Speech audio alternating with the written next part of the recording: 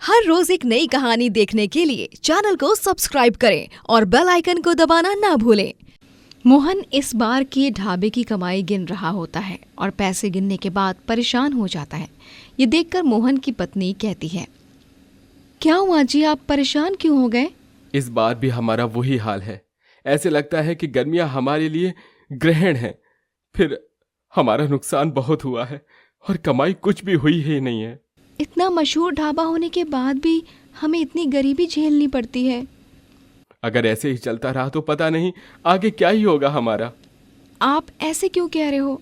सब ठीक हो जाएगा। दोनों को ही पता था कि गर्मियों में कुछ ठीक तो होता नहीं है, बल्कि सब कुछ खराब हो जाता है। और इस बार की गर्मियाँ तो कुछ ज़्यादा ही पड़ी थी, जिस वजह से अब उनका और भी नुकसान हो रहा था। एक बार गर्मी में पसीने से लथपथ उनके ढाबे पर एक आदमी आता है। अरे भैया, पंखा चला दो, बहुत गर्मी लग रही है। उस आदमी के कहने पर मोहन पंखा चलाता है और खाने का ऑर्डर लेने उसके पास जाता है। जी भाई साहब, बताइए आपको क्या खाना है? अरे पहले तो इतनी गर्मी में हवा खानी है। अरे भाई साहब, आप अपने ढाबे का कुछ करते क्यों नहीं हो? इतनी गर्मी हो रही है और आपके ढाबे पर सीधा धूप लग रही है। मैं यहाँ आया था खाना खाने, लेकिन ऐसा लग रहा है कि यहाँ तो सूरज की सीधी मार पड़ रही है। भाई साहब, अब गर्मी पर किसी को रोक तो है नहीं, लेकिन ये ज़रूर कह सकता हूँ कि खाना आपको बहुत स्वाद मिलेगा। अरे नहीं भाई साहब, मैं तो यहाँ उबल रहा हूँ, देखो कैसे पसीना निकल रहा है। इससे अच्छा घर पर जाकर चैन से वहीं पे खाना खा लूँगा। गर्मी में यहाँ उबलने से अच्छा है घर में ही जाऊँ। अच्छा भैया। ढाबे पर आए ग्राहक भी गर्मी की वजह से चले जा रहे थे। ढाबा बंद करने का समय होता है तो वो सब सामान रखने लगते हैं। तभी उन्हें काफ़ी खाना बचा हुआ दिखता है। ये देखकर सुमन को काफ़ी बुरा लगता है। आज फिर से इतना सारा खाना बच गया है। अब इतने खाने का रोज़ हमें नुकसान ही हो रहा है। ऐसा भी नहीं है कि रख दे हम इस खाने को, कल चल जाएगा। गर्मियों की वजह से तो खाना और ख़राब हो रहा है। मुझे नहीं लगता है कि गर्मियों में हमारा ढाबा और कुछ दिन भी टिक पाएगा। लेकिन हम ढाबा नहीं चलाएंगे तो क्या करेंगे? हमारे पास तो दूसरा कोई काम भी नहीं है। पता नहीं, जब तक हम ढाबा चला सकते हैं तब तक तो चलाएंगे ही। आगे का कुछ पता नहीं है अभी तो। दोनों काफ़ी निराश हो जाते हैं। अगले दिन फिर वो अपने ढाबे पर ही बैठे थे। तभी ढाबे पर उनका बेटा सोनू रोते हुए आता है। अरे सोनू, क्या हुआ तुझे? तू रो क्यों रहा है? और आज स्कूल से इतनी जल्दी कैसे घर आ गया? बाबा, मुझे स्कूल से निकाल दिया है। सर कह रहे थे कि मेरी अब तक फीस भी नहीं भरी गई है और जब फीस ना भरी जाए तब तक मैं स्कूल नहीं आ सकता हूँ। हे भगवान, ये गर्मियाँ हम पर क्यों ऐसे कहर बनकर बरस रही हैं? सोनू बेटा, चुप हो जा, हम हैं ना, हम सब संभाल लेंगे। जा, तू तब तक पढ़ाई कर। कुछ दिन में हम तेरे स्कूल की फीस भर देंगे और तू फिर से पहले की तरह स्कूल जाने लगेगा। सोनू जैसे ही वहाँ से जाता है तो सुमन कहती है, अब हम क्या करेंगे जी? हमने सोनू को बोल तो दिया है कि हम उसकी कुछ दिनों में फ़ीस भर देंगे, लेकिन ये बात तो आप भी जानते हो और मैं भी कि हमारा ढाबा ना के बराबर चल रहा है। रोज़ इतना नुकसान हो रहा है, अब कैसे होगा सब? यही तो मुझे भी नहीं समझ आ रहा है। ढाबे का सामान लाना, बेटे की स्कूल की फीस कैसे करेंगे हम? दोनों पति पत्नी काफ़ी ज़्यादा परेशान थे। इसीलिए अब कुछ दिनों तक ढाबा बंद करके एक शांति नाम की औरत के घर पर काम करने के लिए, खाना बनाने के लिए वो जाते हैं। शांति को उनका बनाया हुआ खाना काफ़ी अच्छा लगता है और वो कहती है, अरे वाह, खाना तो बहुत अच्छा बनाया है तुम लोगों ने। स्वाद तो है तुम्हारे हाथ में। मालकिन, आपको हमारे हाथ का खाना अच्छा लगता है? हाँ, अच्छा लगा तभी तो मैंने तारीफ़ की है, वरना मैं किसी की भी इतनी जल्दी तारीफ़ नहीं करती हूँ। दोनों पति पत्नी वहाँ रोज़ अच्छा खाना बनाते। ऐसे ही 1 महीने तक दोनों बहुत दिल से काम करते हैं। लेकिन जब तनख्वाह का दिन आता है तो शांति उन्हें बहुत कम पैसे देती है। ये देखकर सुमन कहती है, मालकिन ये क्या है, बस इतने से पैसे? जितना काम किया है तुम दोनों ने उसके हिसाब से बहुत है। अगर तुम्हें लग रहा है कि बहुत कम पैसे मिले हैं तो देख लो अपने लिए दूसरा काम, क्योंकि यहाँ तो बस इतने ही मिलेंगे। मजबूरी की वजह से वो दोनों काम छोड़ भी नहीं सकते थे, इसीलिए कम पैसों में ही वो दोनों वहाँ काम करते हैं। अब भी दोनों वहाँ खूब मेहनत करते हैं। कम पैसे मिलने पर भी कोई काम चोरी नहीं कर रहे थे। कुछ दिनों बाद रात के समय वो अपने घर में खाना खाने बैठे होते हैं। तभी अजय नाम का एक आदमी उनके घर आता है। अरे माफ करना, आपके घर से खाने की बहुत अच्छी खुशबू आ रही थी तो मैं खुद को रोक ही नहीं पाया। अरे आप तो इस गांव के नहीं लगते हो, फिर आप कहाँ से आए हो? हाँ सही पहचाना, मैं इस गांव का नहीं हूँ। वो मैं यहाँ से जा रहा था, किसी काम से आया था, भूख भी लगी थी और तभी आपके घर से खाने की बहुत अच्छी खुशबू आने लगी और मैं खुद को रोक नहीं पाया, इसलिए मैं यहाँ आ गया। उम्मीद करता हूँ आपको बुरा नहीं लगा हो मेरा यहाँ पे आना। अरे बुरा लगने की क्या बात है, और आपको भूख लगी है मोहन जी, ज़रा दरी चादर बिछा दो, इन्हें भूख लग रही है, मैं खाना परोस देती हूँ। अजय और मोहन एक बार भी नहीं सोचते कि वो कौन है, कहाँ से आए हैं, और उसकी अच्छे से खातिरदारी करने लगते हैं। अजय को उनका बनाया हुआ खाना बहुत अच्छा लगता है और उनकी खातिरदारी से भी वो बहुत खुश हो जाता है। वाह, आपने तो बहुत अच्छा खाना खिलाया, मेरा दिल खुश हो गया है आपका ये बनाया हुआ खाना खाकर। आपका अच्छे से पेट तो भरा ना? कुछ और चाहिए तो बताइएगा, अगर हो पाएगा तो मैं ज़रूर करूँगा। अरे नहीं नहीं, आपने जितना भी किया है ना, मैं उससे ही बहुत खुश हूँ। मैं एक एसी का व्यापारी हूँ, आपने मेरी इतनी खातिरदारी करी है, मैं यहाँ से आपको बिना कुछ दिए तो नहीं जा सकता हूँ, इसलिए मैं आपको एसी देता हूँ। आपने बहुत स्वादिष्ट खाना खिलाया भाई। अजय उन्हें एसी दे देता है, जिसके बाद वो लोग अपने ढाबे में एसी लगवा लेंगे, और गर्मियों में कहीं ठंडक और अच्छा खाना मिल जाए तो लोग वहाँ क्यों नहीं जाएंगे। ऐसे ही मोहन और सुमन के ढाबे पर भी होता है। एसी लगने की वजह से गरीब के ढाबे पर 4 चांद लग जाते हैं। अब उनकी कमाई वापस से पहले की तरह ही होने लगती है। ये देखकर सुमन काफ़ी खुश होती है। देखा, मैंने कहा था ना, भगवान हमारी किसी न किसी रूप में मदद ज़रूर करेंगे। गरीब का एसी ढाबा हो गया। एसी के बारे में तो कभी हमने सोचा भी नहीं था। बिल्कुल सही कहा तुमने। अब हमारे जो भी ग्राहक आते हैं वो पसीने में आते तो ज़रूर हैं, लेकिन यहाँ से पसीने में जाते नहीं हैं, और खाना तो पहले ही लोगों को बहुत पसंद था ही। जी सही कहा आपने। दोनों पति पत्नी अब एसी ढाबे में भी खूब मेहनत करते हैं। वक्त निकलता जाता है और धीरे धीरे वो दोनों खूब तरक्की भी करते हैं और गरीब का एसी ढाबा और भी मशहूर हो जाता है। रौनकपुर कहकर एक गांव में शिवांगी अपने बूढ़े पिता जगमोहन के साथ रहती है। शिवांगी का इस दुनिया में अपने पिताजी के अलावा और कोई नहीं होता। शिवांगी भगवान शिव की परम भक्त होती है और वो हर सोमवार को सुबह सवेरे जल्दी उठकर शिव मंदिर जाकर उनकी पूजा आराधना कर उन्हें दूध अभिषेक करती है। ओम नमः शिवाय, ओम नमः शिवाय। हे शिवजी, कुछ ही महीनों बाद मेरी शादी होने वाली है। इतने लंबे इंतज़ार के बाद मुझे मयंक जैसा एक अच्छा वर मिल रहा है, जिसके साथ मैं अपने आगे के जीवन को बिताना चाहती हूँ। बस आपसे यही मांगना चाहती हूँ कि मेरी शादी में कोई विलम्ब ना आए और सब कुछ अच्छे से हो जाए। शिवांगी मंदिर में घंटों तक बैठकर शिव जी से बातें किया करती है। सुबह से दोपहर हो जाती है, मंदिर का परिसर खाली हो जाता है, तब भी शिवांगी वहां से नहीं जाती। एक दोपहर, अरे शिवांगी बेटिया, तुम अभी तक यहाँ पर हो? हाँ पिताजी, आपकी सेहत और लंबी उम्र की कामना कर रही हूँ, ताकि मेरे विदा होने के बाद आप सही सलामत रह सको।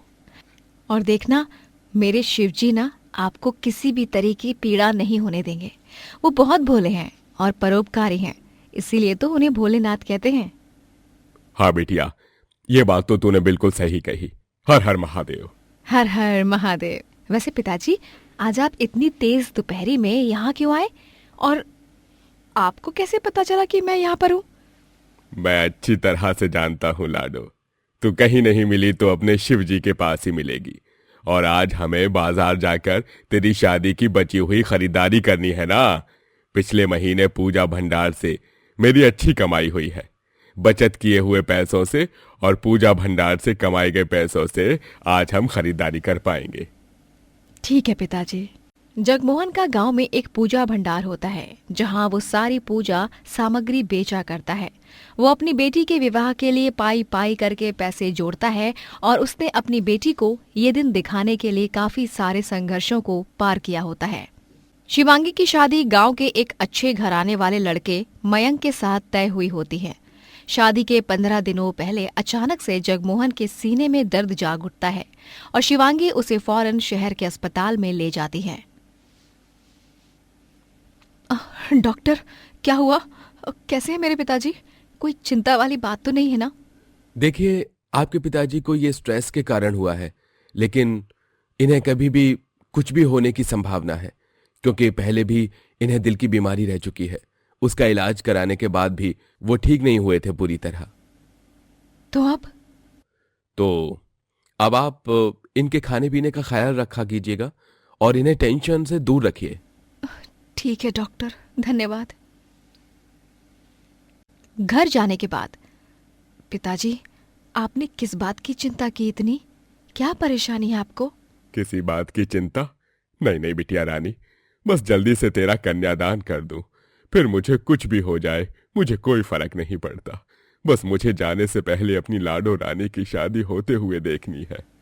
कैसी बातें कर रहे हैं आप पिताजी? जरूर देखेंगे आप मुझे विदा होते हुए। ये भी कोई बात हुई? हाँ, देखना, आप ना शादी में सबसे ज्यादा नाचेंगे।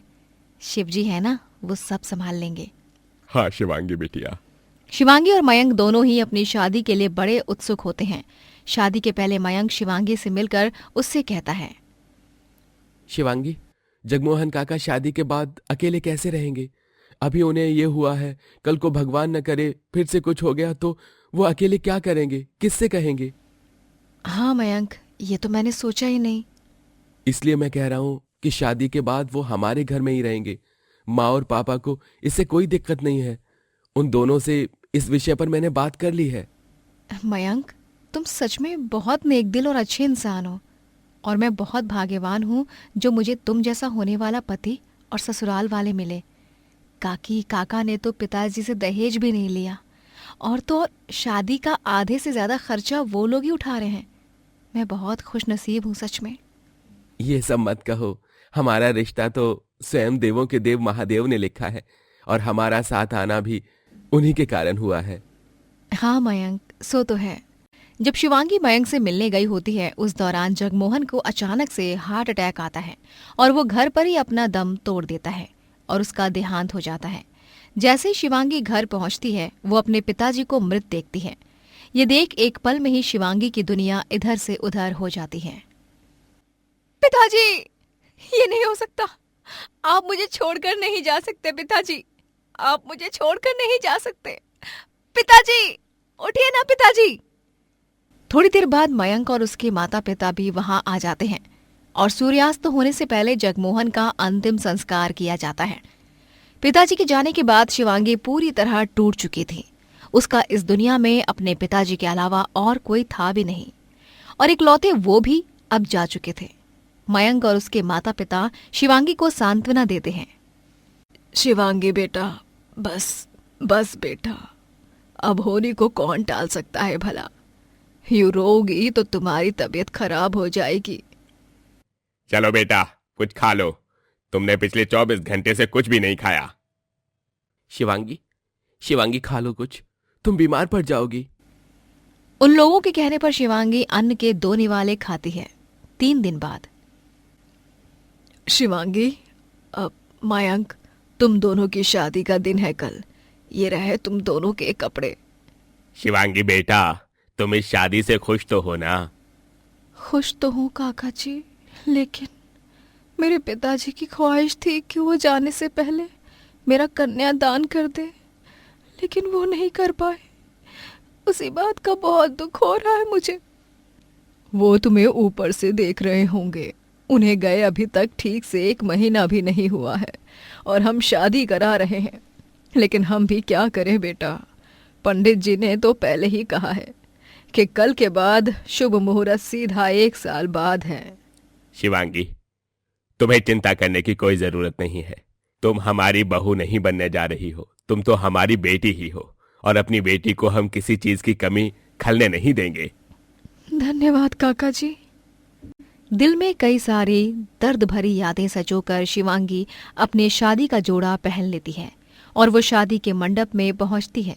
तभी पंडित जी कहते हैं, कन्यादान के लिए अपने पिताश्री को बुलाओ बिटिया। वो दरअसल पंडित जी, मेरे पिताजी नहीं है इस दुनिया में, उनकी हाल ही में। तभी अचानक से हवाएं तेज चलने लगती हैं और हर तरफ धुआं धुआं छा जाता है। और तभी कुछ क्षण बाद सभी देखते हैं कि वहां पर स्वयं शिव जी प्रकट होते हैं।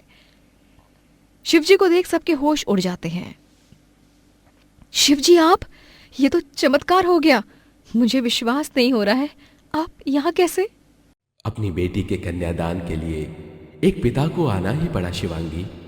मैं जानता हूं जगमोहन के जाने से तुम बहुत टूट चुकी हो, लेकिन बेटी, जगमोहन का इस संसार से केवल देह खत्म हुआ है, लेकिन उसकी आत्मा आज भी संसार में है।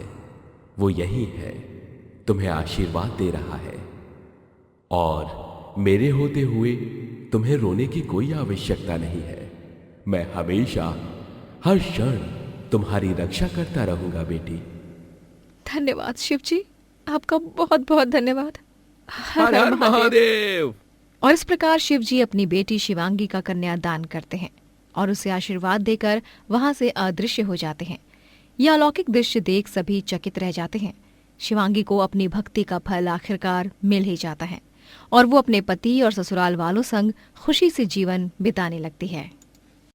दोस्तों, अगर आपको ये कहानी पसंद आई तो लाइक करें, शेयर करें और कमेंट करके बताएं कि कहानी में आपको सबसे अच्छा क्या लगा।